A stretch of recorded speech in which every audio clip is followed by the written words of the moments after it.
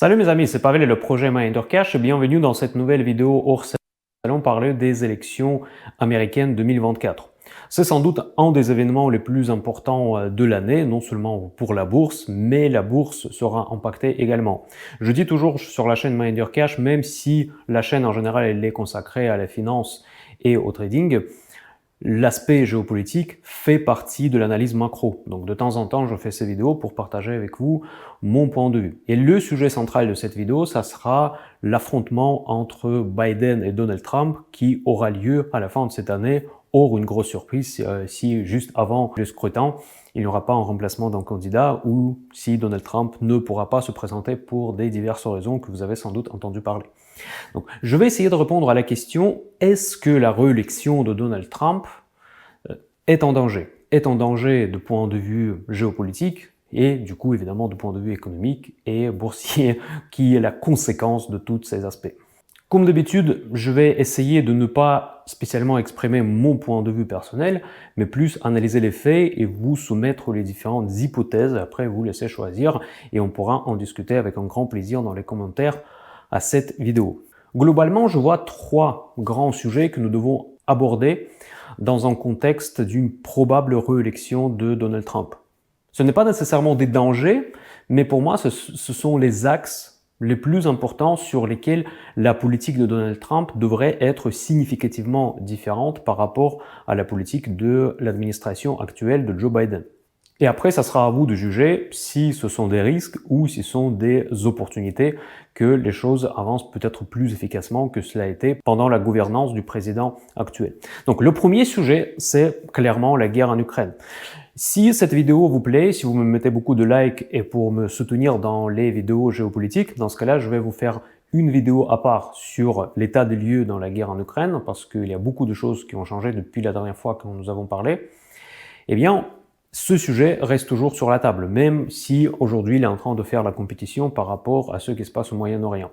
Dans tous les cas, la politique de Joe Biden, elle était le soutien quasiment inconditionnel de l'Ukraine. Si Donald Trump reprend la Maison-Blanche, est-ce que ça va modifier la politique des États-Unis envers l'Ukraine et envers la Russie? Donald Trump il a lancé plusieurs fois une phrase qu'il peut mettre la fin à la guerre en Ukraine en 24 heures. Après, tous les journalistes font une compétition pour traduire qu'est-ce qu'il veut dire, comment il va mettre à terme la guerre en Ukraine, la guerre qui dure depuis 2 ans. L'hypothèse de base, en tout cas l'avis qui est largement présenté dans les médias mainstream, c'est que Donald Trump tout simplement va forcer l'Ukraine à accepter les pertes territoriales et essayer de trouver un accord avec Vladimir Poutine. C'est effectivement une des hypothèses tout à fait probables et ce n'est pas du tout exclu que ça va se passer exactement comme ça. Mais je voudrais vous apporter quand même quelques commentaires auxquels les médias mainstream ils ont tendance à oublier. La première chose, que Donald Trump, c'était le président qui a mis le plus de sanctions sur la Russie avant le début de la guerre en Ukraine. Je pars du principe que la guerre en Ukraine elle a commencé le 24 février 2022, sachant que certains disent que on peut considérer le début de la guerre comme la prise de la Crimée en 2014, ce qui n'est pas faux non plus, parce que c'est à ce moment-là que les troupes russes sont rentrées sur le territoire ukrainien. Mais je pars de ce principe pour globalement simplifier notre discussion. Et donc, malgré l'image de Donald Trump comme un ami potentiel à Vladimir Poutine, ce qui était son image encore avant sa première élection il y a presque 8 ans, eh bien, dans les faits, si on regarde les faits et pas les discours de Donald Trump qui sont très différents par rapport aux faits réels qu'il met en place, en fait, c'était le président qui a mis le plus de sanctions les plus drastiques sur la Russie. Ni Obama, ni Joe Biden avant la guerre n'a pas mis en place autant de sanctions.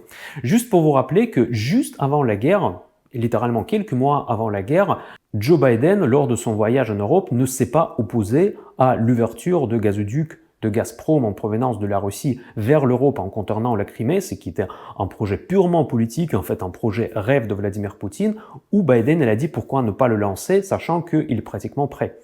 Donc ça, c'était le président qui était censé d'être très anti-poutinien. Et je vous rappelle que Donald Trump, il était fortement opposé à ce projet. Donc nous voyons vraiment une grande distorsion entre le discours et les actes. En fait, le discours de Donald Trump, il était très amical envers Vladimir Poutine. En revanche, ses actes, il était très agressif et très offensif. Joe Biden, c'était tout l'inverse. Son discours depuis la prise de la Maison-Blanche était que Vladimir Poutine, c'est un ennemi. Avant, c'était le numéro 2, maintenant, c'est passé au numéro 1. Le numéro 1, avant son élection, c'était la Chine. Lui, il disait que vraiment, Vladimir Poutine, c'est un diable, il faut à tout prix l'arrêter, c'est un régime totalitaire, c'est antidémocratique, etc. En fait, en gros, le discours classique des démocrates.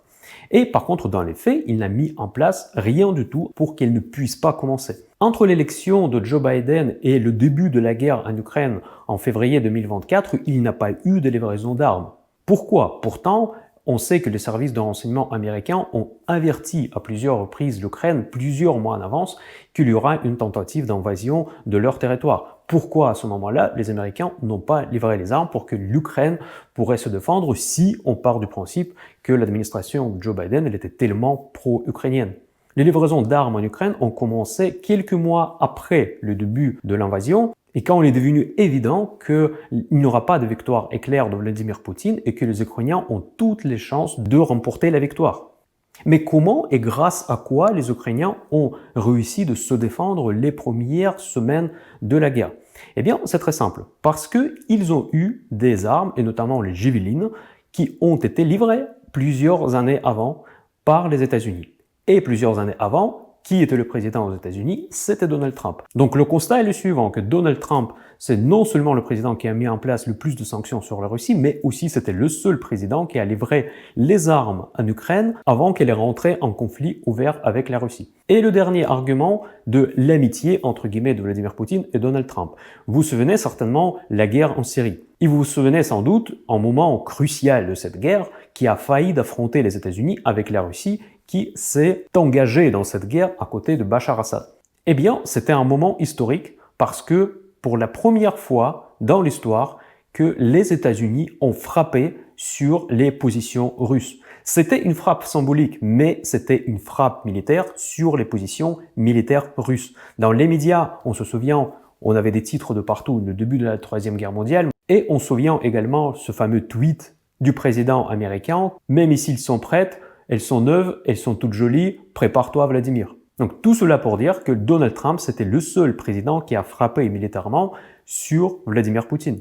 Après, évidemment, c'est de la politique. Nous pouvons imaginer qu'il y a eu un accord entre les services de renseignement américains et les services de renseignement russes pour que cette frappe reste purement symbolique. Un petit peu dans le même style comme les frappes qui ont eu lieu entre l'Iran et le Pakistan. C'est tout à fait possible, je ne peux pas le savoir et vous non plus j'imagine. Mais dans tous les cas, nous ne pouvons pas contester les faits. J'aimerais bien résumer cette discussion par une seule simple phrase, que Donald Trump a l'ambition de finir la guerre en Ukraine, parce que Donald Trump, il attache énormément d'importance à son propre ego, il veut rentrer dans l'histoire comme président qui a mis la fin à cette guerre, mais on ne sait pas comment et par quels moyens il peut le faire. C'est vrai que Donald Trump, il peut forcer Volodymyr Zelensky d'accepter les pertes territoriales, mais c'est aussi le président qui est capable de lancer les missiles sur l'armée russe. Seule conclusion que je peux faire et seul pronostic que je peux faire, que non, on n'en sait rien. Donald Trump, c'est un président imprévisible, c'est un président qui peut agir sur un coup de tête. Je peux très facilement imaginer que lors des négociations autour de l'Ukraine, quelqu'un qui représente l'État russe, le côté russe, pourrait énerver Donald Trump, il pourrait complètement changer son avis en quelques minutes et dire que non, je m'engage à côté de l'Ukraine et on va faire la guerre ensemble contre l'armée russe, ce qui va signifier la fin de l'armée russe. Dites-moi dans les commentaires quelle hypothèse vous préférez et si la deuxième hypothèse, où Donald Trump ne sera pas du tout l'ami de Vladimir Poutine et plutôt l'inverse, est-ce que cette hypothèse, selon vous, est possible ou pas? Voilà, maintenant le deuxième axe de réflexion dans le contexte de la réélection possible de Donald Trump. Ça, c'est les relations avec l'Europe. Ça, je trouve que c'est un véritable risque. En tout cas, pour moi, selon mon propre opinion, ça représente un énorme danger dans la stabilité, dans le modèle de sécurité qui a été mis en place après la Deuxième Guerre mondiale.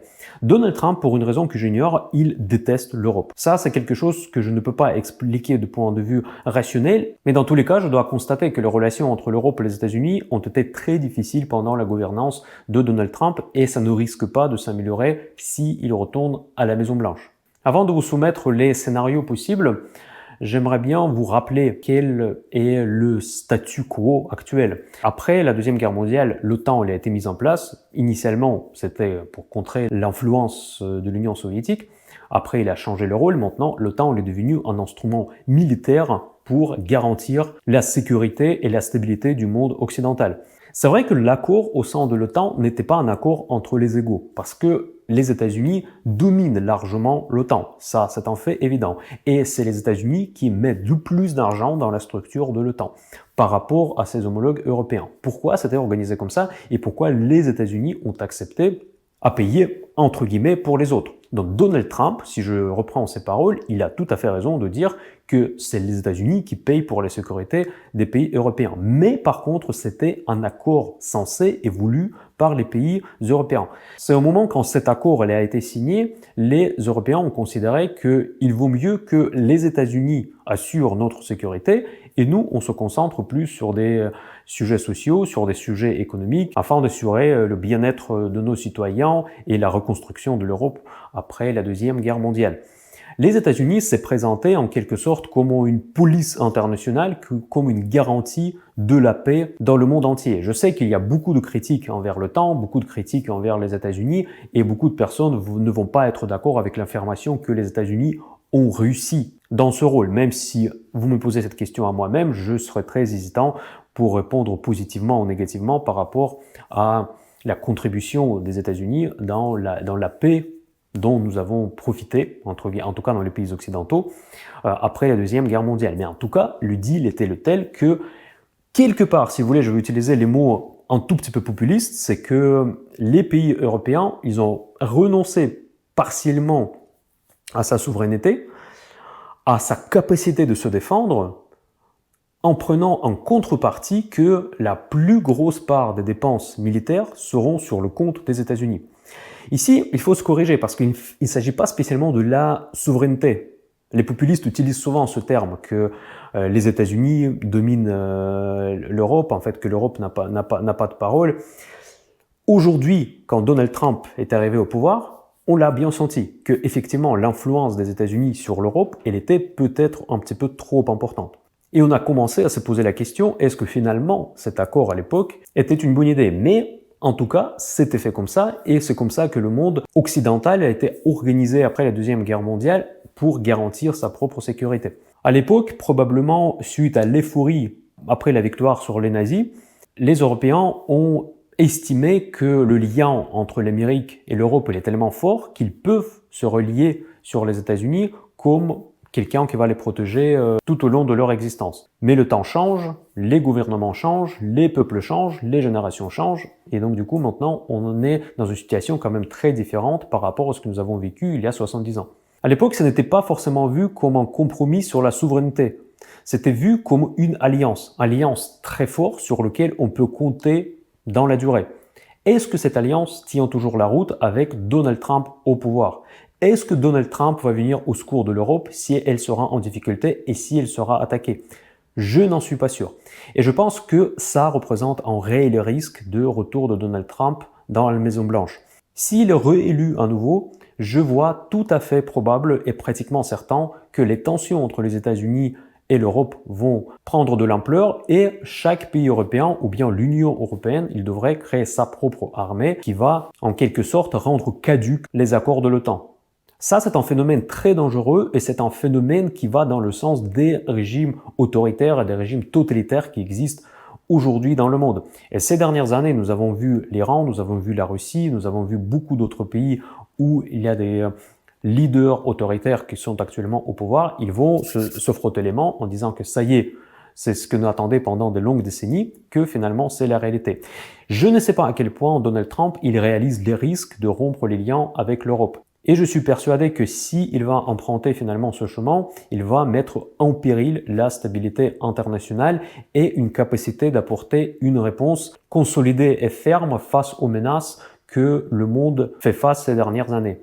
Seul point optimiste que je vois sur ce deuxième axe de réflexion, c'est que très probablement Donald Trump, qui est un businessman pur souche, il le voit tout simplement comme un deal financier. Probablement, tout ce qu'ils veulent, c'est que les pays européens contribuent plus dans l'OTAN proportionnellement aux bénéfices sécuritaires qu'ils obtiennent en contrepartie. Si c'est le cas, si c'est uniquement la question d'argent, dans ce cas-là, je serais largement rassuré. Mais ça montrera que Donald Trump n'a pas compris l'accord initial, ou bien il fait semblant de ne pas le comprendre pour gagner des sous pour son pays.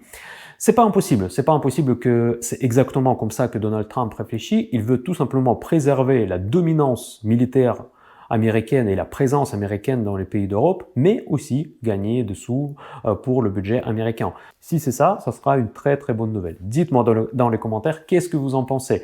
Est-ce que vous pensez que si Donald Trump retourne au pouvoir, ça sera un véritable risque pour l'existence de l'OTAN? Et maintenant, le troisième axe, qui est le plus facile à analyser, c'est le Moyen-Orient. Donald Trump, dès le début, il a pris les positions pro-israéliennes. Je ne vois pas pour quelle raison il devrait changer sa posture si il reprend la gouvernance de la Maison-Blanche.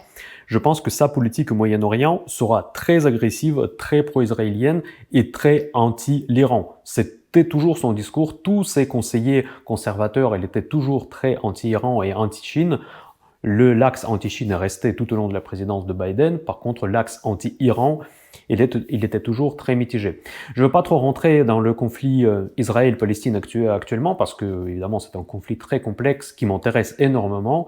Encore une fois, si vous me mettez des likes, je pourrais faire un petit peu plus de vidéos sur ce sujet. Mais je veux dire tout simplement que je pense que si Donald Trump il est un nouveau président des États-Unis, on va avoir augmentation de la présence militaire des États-Unis au Moyen-Orient, les sanctions drastiques sur l'Iran, éventuellement les interventions militaires ponctuelles à l'Iran contre Hezbollah, contre Hamas, contre les Houssites, probablement même les opérations terrestres, même si ça sera très très risqué.